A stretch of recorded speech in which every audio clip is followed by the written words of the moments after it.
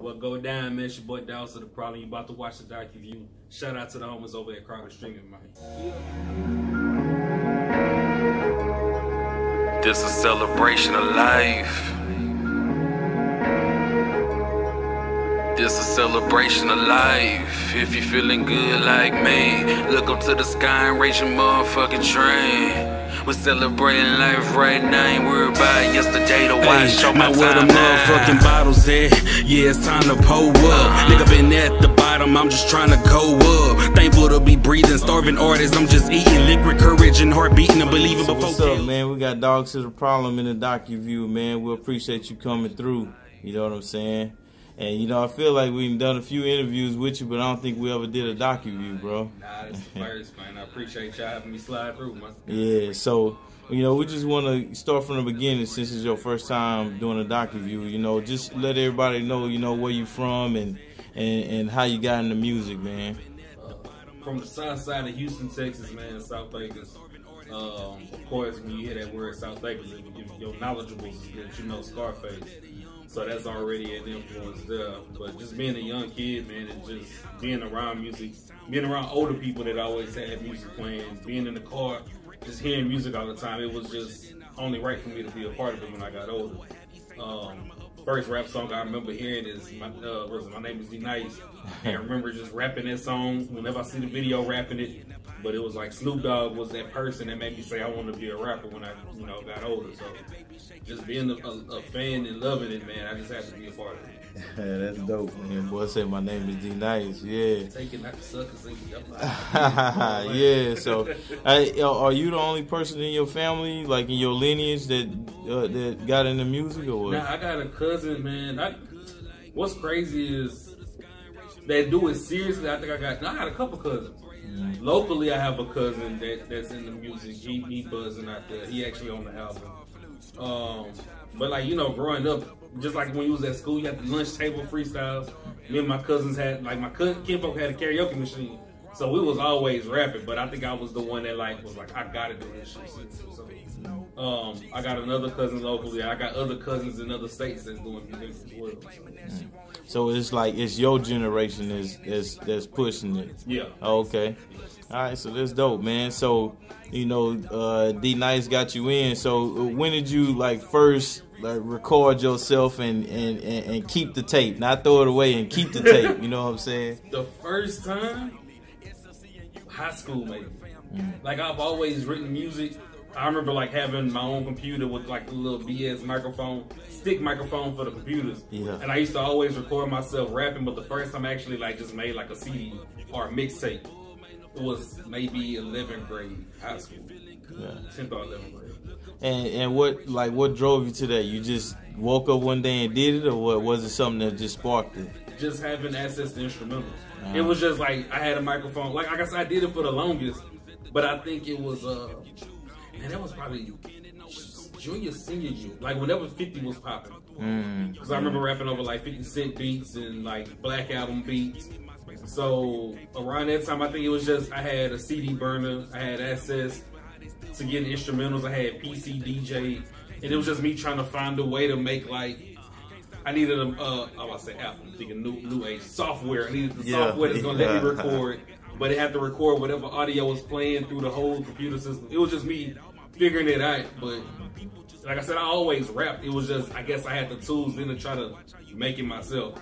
But I never like went to the studio and then until like years later. Yeah. So did you put those first recordings out, or was it just something for you myself? listened to? I let a few classmates hear it. Yeah. Some people laugh. I ain't gonna lie, it was some corny. It was whack. It was whack. What it was you was dope on? To me at the time, huh? What style you was on? I don't even know. Cause I didn't even have a style then. Like it was just me trying to figure it out, just me freestyling over beats. Cause I don't even really think I wrote then. I think I was just like freestyling. And I might have written some stuff, but it was BS. I don't even want to revisit it. Yeah, I got. Hey, you know, everybody who I talk to, they say you got to get your trash out. You know what I'm saying? Yeah. So if you want to be an artist, start getting your trash out now, man. You know? Exactly. I had some years of trash. Yeah. I don't want to say trash. I guess it's at the time. Like, let's say like my first serious mixtape that I really put out and pushed. people liked it, and I liked it at the time. But when I went on to my next project, every time I go to a new project, it's hard for me to listen to my older music. I cannot listen to my previous releases for some reason. Yeah. And when was that? When you put that first one out, like when you try to do it official, you know what I'm saying? What year was that? That might have been 07, 08. Okay. Might have been 07, 08. Yeah. So you've been in the game, man. You know what I'm saying? Doing your thing. Showing my age. Nah. But nah, yeah, I've been doing it. I've been doing like, even before then, I had a mix. I just had this freestyles mixtapes. I slowed and chopped. And I went to a car show. This is probably like 06. 05. Maybe 05 or 06. I went to the car show and just handed them out for free. Stayed up all night, burnt, I think, like 500 CDs. And just put them in sleeves and then just passed them out. I ain't gonna lie, I saw some of them CDs on the ground, but it was cool. Yeah. But like the first mixtape I actually had pressed up and had the CD cover made and everything, that one was, I think, 08, 09. Okay. That's dope, man. So how you think, we're going to talk about your career as a whole right now. So how you think your style developed from when you first started to now, you know? Like, what improvements have you seen? It's everywhere. It's everywhere. Because I remember even back then, my engineer, my partner that would record me at the time would be like, man, you need a delivery. And I never understood what he meant. And it took me recording with another engineer, and he would be like, man, just relax or just do that. Or what helped me out is he would tell me, don't come into the studio and make it your first time rapping it. Practice it at home. That way when you make it to the studio, you kind of have a feel of what you're doing. So what I would do is I would write, and then I get to the studio and record. So it took many years, and then I had a hiatus in my career. Yeah. And then I came back, and it was like I was trying to start over again. And of course, music changed over years, so the beats was completely different than it was. I came back in 2015, 16, something like that. So if you think about that, I stopped doing music in 2011. Music changed. Yeah. So of course, my flow had to kind of adapt to the new way of music. So even then, coming back into it, it was even hard. My flow was just not right. So I didn't really get the sound I got now until maybe 2017. Okay. So it's my style has changed a lot. Yeah. A lot. And it's still changing. Yeah. Oh yeah, man. You know what I'm saying? You use different flows. You can give it to us fast, or you can slow it down. You know what I'm saying? Yeah. So, you know, about 2017. So, is it something that caused that hiatus, or you just was fed up, or what? It was a combination of things. It was me getting tired of depending on people. People saying, "Well, I'm gonna come through. I'm gonna do this. I'm gonna do that," and people not coming through on their word. I know the year I stopped because I proposed to my wife 2011. I was in the middle of an album. I ain't gonna say the middle because I had basically everything recorded, but I was still trying to get more tracks recorded. And 2012 is the year I got married, and that's the same year I put out the album. And I was like, you know what, I want to focus on family life because I was putting so much money into it, but I didn't really see any true results from it. So I was like, man, either I could keep spending money on music and not really have it to make sure the house is good. And at that time, it was like me first getting my first apartment, or with my wife, you know, our first spot. Yeah. So like things changed, and I was like, you know what, I don't want to keep wasting all my money on music. And I was just kind of starting to lose the love for the music, just seeing how things was in the city with radio and how artists was getting treated. I just really wasn't feeling music as much no more. So I was like, you know what, I'm gonna stop it. But from those years through the hiatus, I still would write. I type lyrics in my phone, just free type. I still do that to this day.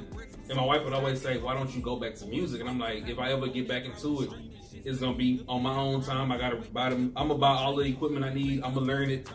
And I just stick with, you know, I always like to do stuff on my own instead of depending on people. So they kind of taught me that. Yeah. I was, and you know, I know you're not a beef rapper or nothing like that, but it seemed like you had a little beef with the radio, you know what I'm saying? Like it was just what was that about? It was more so, I think what sparked it too with me is I took a trip to Atlanta, and just going to Atlanta and listening to, they had like maybe 3 or 4 or 5 radio stations that played urban music. So just driving around Atlanta, switching the channels, and I heard Atlanta, and I'm like, they show love to their artists. Even DJ Drama had a show at that time on the Atlanta radio station, and you heard a lot of Atlanta artists. I come back home, we only stuck with the box. We might have had one other station because it would always be like 104.9 or somebody else. But 97.9 was our main station, and I'm like, you hear Drake, Wayne.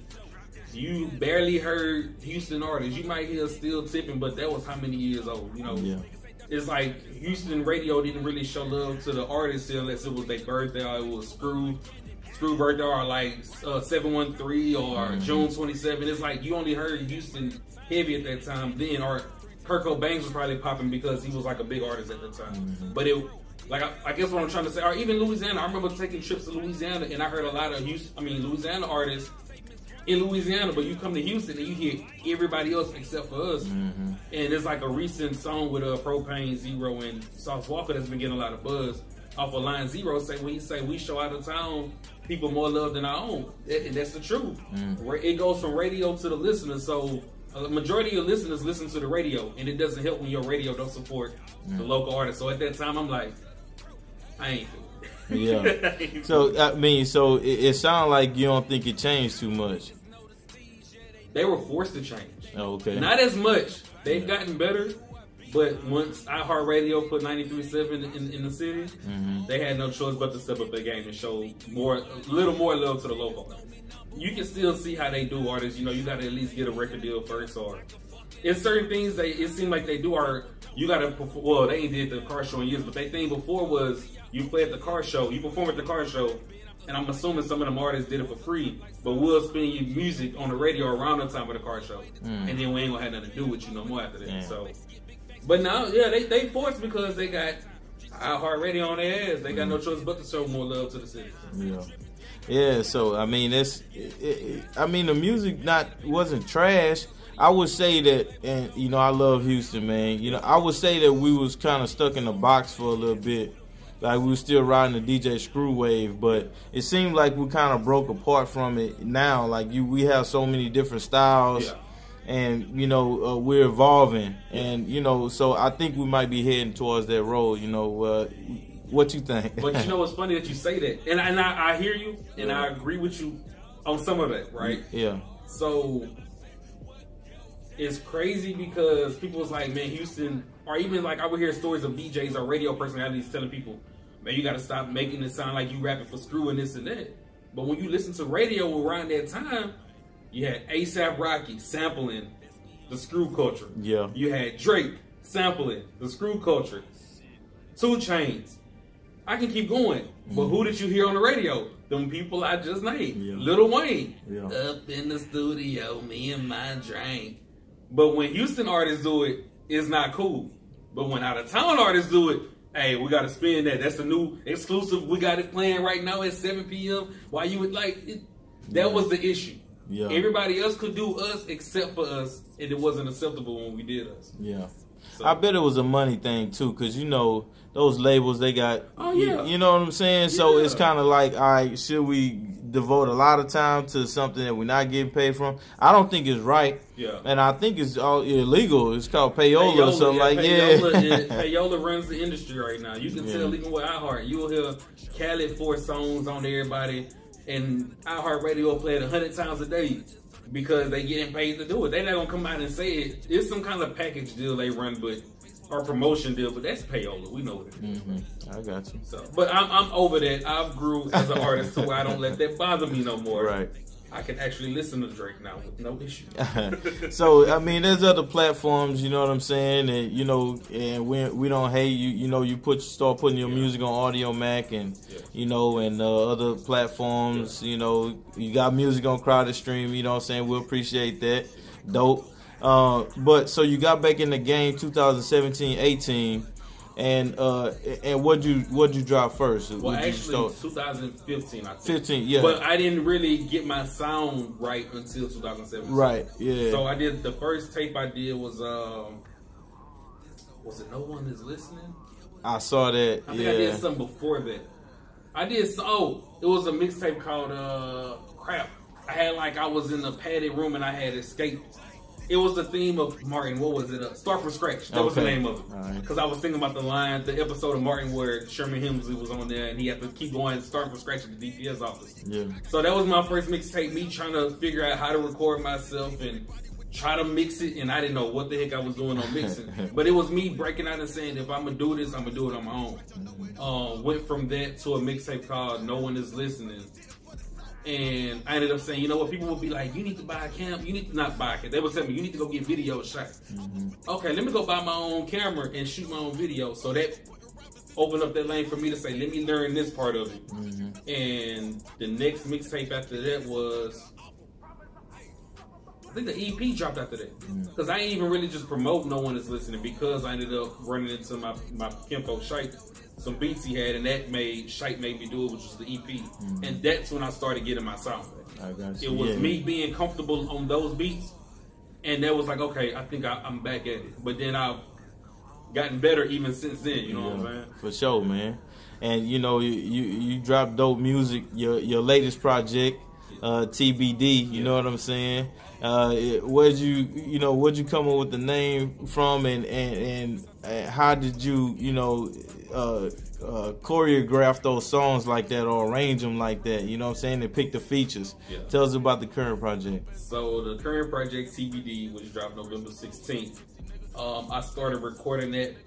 The first song that I recorded for that was 2019, August. And I was like, let me start recording everything for it. And I think January is when I really just started recording for it. 2020. I was like, I'm gonna drop this album this year. You know what I'm saying? Pandemic came, messed up everything. Studio closed down. Ain't nobody going to the studio. And I'm like, okay, so I don't know what I'm gonna do now. So I just put a pause on that and would do like freestyles and challenges or whatever. But what sparked it was a lot of people would always have their opinion on what an artist should do, or tell me, man, you need to do this kind of music, you need to feature this kind of artist. And I'm like, every time I felt like, even like I mentioned a while ago about the camcorder situation, with the camera situation, people always try to tell artists what you need to do and what you shouldn't do based off of success of others, and everybody's path isn't the same. So I was like, you know what, I'm not even gonna name the album. Originally I wanted to name it Elevator Music, because I was performing and I would see how people would do once I get on stage. I'm like, every time I go perform, people start treating it like it was intermission time. They'll start walking off or just getting to talking. So I'm like, I'm gonna call it elevator music or intermission music. And then as I started coming up with material, I was like, wait a minute, I'm gonna make the critics name my album. I'm gonna make it harder for you. Since you feel like you know what I should do as an artist, I'm gonna name it TBD, which is to be determined. But I'm making you choose out of those 3 letters what my album should be called after you listen to the full project. I feel like I did a full project where I'm doing music that street, people might rock with, the ladies gonna rock with, people that's getting up in the morning, about to hit the clock, that they can, just listen to, people that's going through it. I tried to hit different things, because I'm like, if you tell me I need to make this kind of music, well, I'm gonna make all kind of music to show my versatility, but I want you to listen to each track and be honest and say, did I do my thing or not? So that's what the motivation was behind that album. You know what I'm saying? The features came from, I only rock with people that I rock with, or people that have kind of like showed me love since I returned. You know what I'm saying? So the features that you hear is people that I rock with musically, that have shown me love since I came back to it, and I don't like to force people on songs. If I organically hear you on the beat or whatever the topic is, I'm like, such and such would be perfect for this. That's how that came about. I got you. Know what I'm saying? Yeah, so I mean, man, you got some dope music on there. The whole album 5, man. Appreciate it. My favorite 2 songs is that Celebration of Life, man. And that remix you got with Shike, man. You know, Shike my dude, man. You know what I'm saying? Shout out to Shike, we need to meet him one day, man. Get him in the Docuview, man. He was supposed to have been in Houston December, but his grandma ended up passing, so we was gonna end up linking up. But he didn't get a chance to make it down. But yeah, Shike, we got to get you down there, man. Yeah. Which Celebration of Life you rock with, if you don't mind me asking? The regular or the remix? Or I don't want the 0.5 or the one with Bugatti or the one with just me?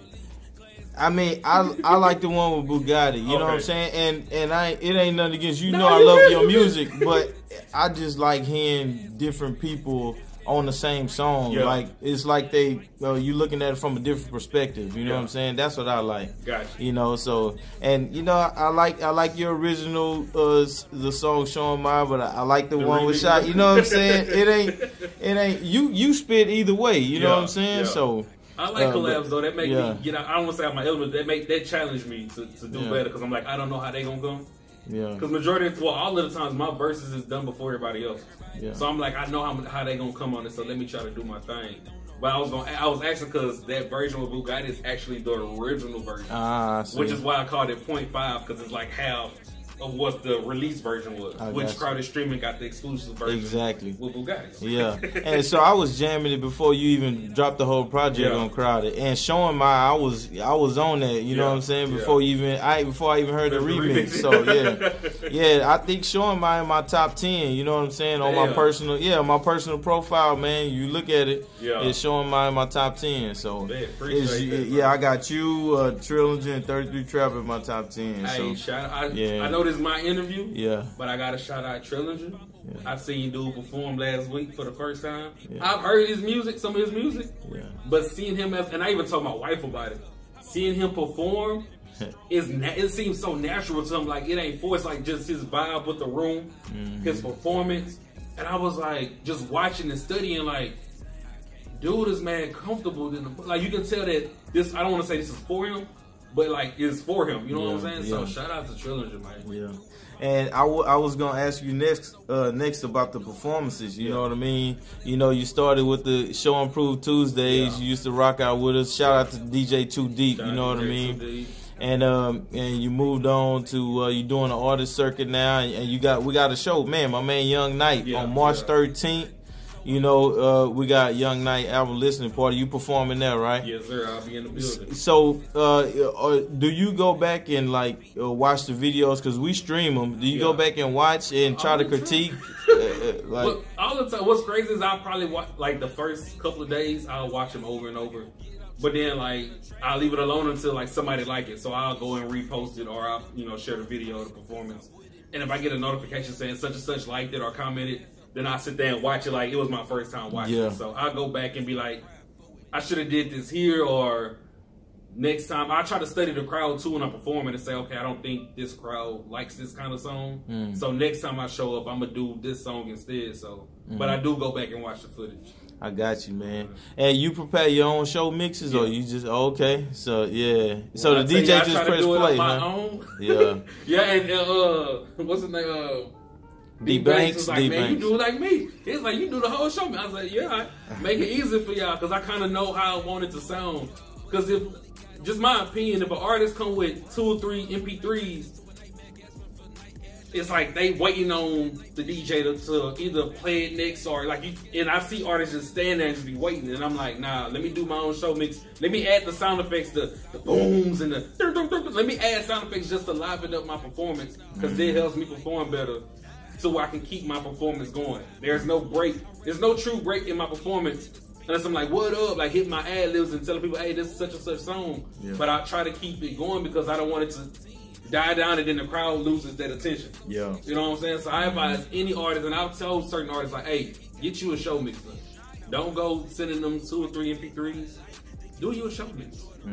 That way you can control how your stuff is, your breaks is, the beat drops, like you can control all of that. Do that. If you can't do it yourself, pay an engineer to do it.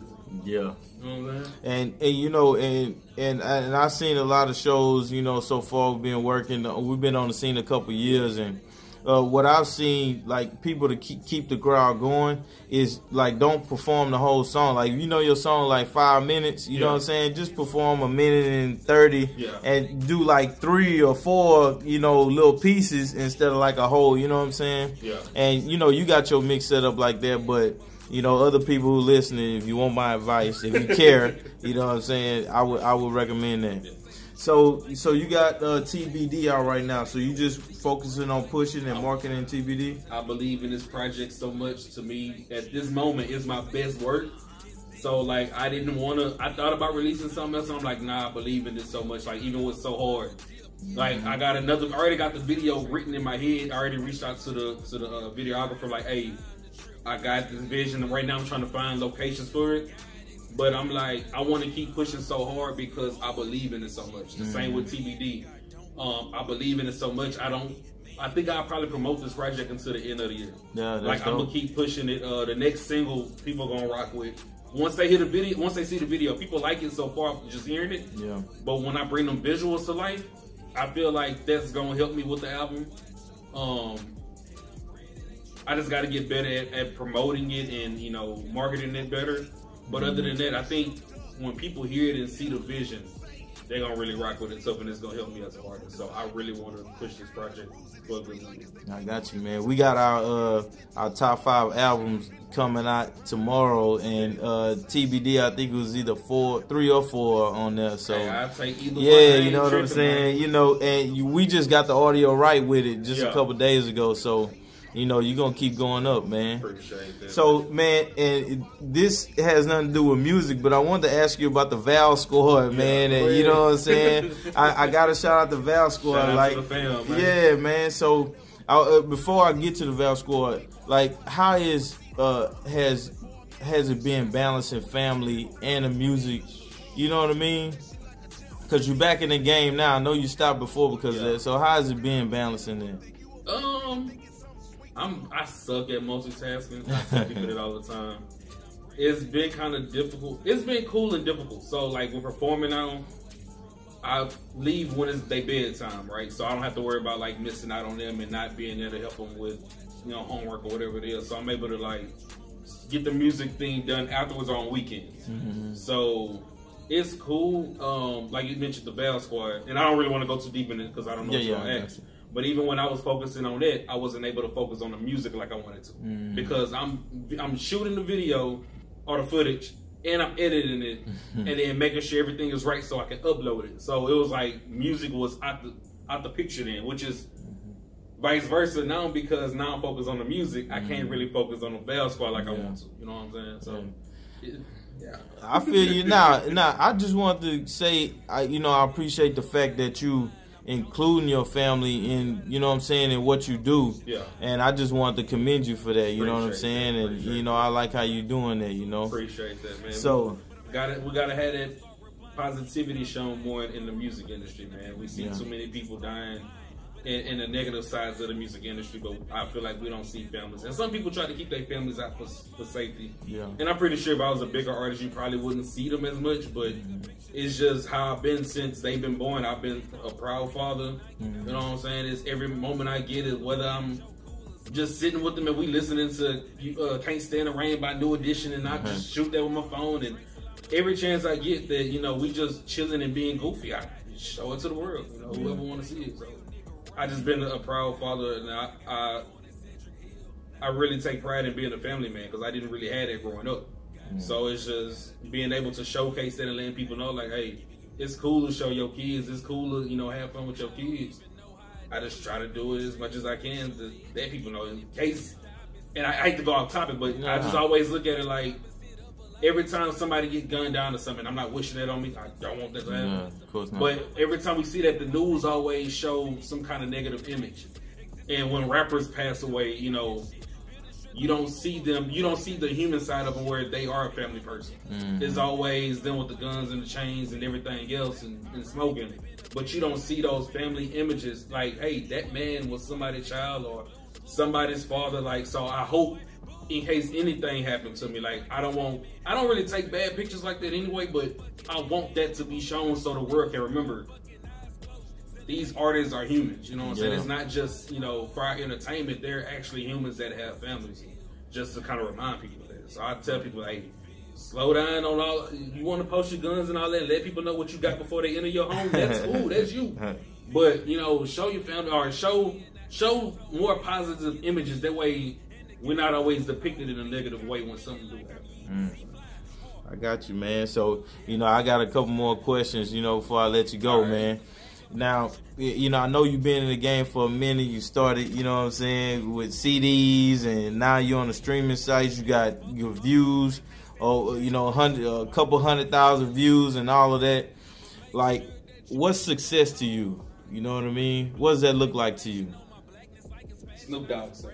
All right, I got you. No, honestly, being a household name, Honestly, it's hard to answer because I viewed it a way, but somebody put it to me a different way a few months back. The homie E West, he was like, man, he asked me the same thing. He's like, what's success to you? When do you feel like you're successful or something like that? And I told him, I'm like, I don't feel like I'm doing enough. I honestly feel like that every day. Like, I could be doing more shows. I don't get paid for shows. I would love to get paid for shows. At the moment, I don't get paid for features. Somebody hit me up, hey man, how much you charge? Man, I got you, dog. I love doing this rap stuff. You know what I'm saying? I think when I get to the status to where yo mama know who I am, not in a negative way, but like Snoop Dogg, you can ask a Caucasian person, an Asian person, somebody in South Africa, somewhere in Venezuela, but like anywhere, everybody knows Snoop. So that's success to me. But I honestly, another way I look at it is if the day I can get a home paid off, get my mom in a better spot, just do things for the people that's been there for me, and can live comfortable. Like I said, everybody know who I am, and I can. It's hard to explain it, but like I said, the way he brought it down to me, he's like, dude, you already successful. He's like, you doing music, you making this happen, you doing this and you doing that. But I never looked at it that way. So some people look at success that way, but I just feel like I'm not working hard enough to be successful. And you know, you got a fan base. I'm a fan. I know you got way more fans. You got a couple 100,000 play. You know what I'm saying? And you know, we Crowded Streaming, we're introducing an update. You know, a few months. I don't want to say too much about it, but where fans can really show their appreciation to artists. You know what I'm saying? Multiple artists, and just to give them that motivation and keep them going. So we got help coming on the way, bro. Appreciate it. Yeah. So just one last question, man, or one last statement I want you to make to the artists that's just starting out. You know what I'm saying? Somebody just now, you know, taking that little cheap computer microphone, ready to get started. Like, what advice would you give them? Listen to everybody, but don't listen to everybody. Do what you feel is right, because people will steer you in the wrong way. I've had it happen where people will gas me up or be like, man, if you do this and I'll rock with you, do this and do that. And then people disappear. So I always feel like now it took me for a long time to learn. Don't listen. Don't take what people say. You can listen to it and be like, if it worked for me, it worked, and if it don't, it don't. But don't force yourself to satisfy everybody, because you can't satisfy everybody. You're going to learn that you're going to have a true audience for you, and I'm learning that now. Be you. Do what you feel is right for you. Don't go broke doing this. Make sure your house is taken care of first, because you're going to have people say you need to be on the streets and broke and sleeping on people's couches to be successful. Nah. Do what you feel is right for you. If that's the push you want to do for yourself, by all means, do that. But like I said, listen to everybody, but don't listen to everybody. That's dope, man. We appreciate you, Dog to the Problem, man. You know, we got a little surprise coming up. You know, you Artist of the Month for the month of March 2022. Appreciate it. We'll appreciate all the work that you've done, man, the time that you put in, and how you show appreciation to your fans, you know what I'm saying? And just showing us both sides, the music side and the family side and all that. So, you know, we going to keep pushing for you. You going to make it to that Snoop Dogg status, you know what I'm saying? We got to keep hustling, yeah. So, yes, sir. Yeah, so, man, we'll appreciate everything, bro. Appreciate y'all, man. All right, peace out. Motivated more than ever, now it's time to bring that pressure. Been ready to fuck the game up, it's time to feel that pleasure. Whenever you hear this voice, you know it's me. Like that friend dresser, ain't got a season my face on the type to be behind the scenes and go and bless it. Walk inside of any spot and hit that stage, just flawless victory. Don't care your headliner is, I'm Dogsta, you can't finish me. I prove I'm so hard by showing my ass. Lord X, they remember me. And had Dogsta road stuck in their head when they leaders vicinity. I'm killing shit in all black, 95 half maxes. I'm ballin' like an athlete and haven't done my taxes. I'm finally getting my props. On the vision, see no ops. On the mission, green and yellow. What the words we see no stops. T.B.D, boy, slow as hot, not on that crowded streaming. Shit's looking good for me, I promise. Don't wake me up if I'm dreaming. They say, Dogsta, your time is coming like some motherfucking semen. Until that time is murder time. Wait till you see what I'm bringing now. Artist of the month, I'm quick 16.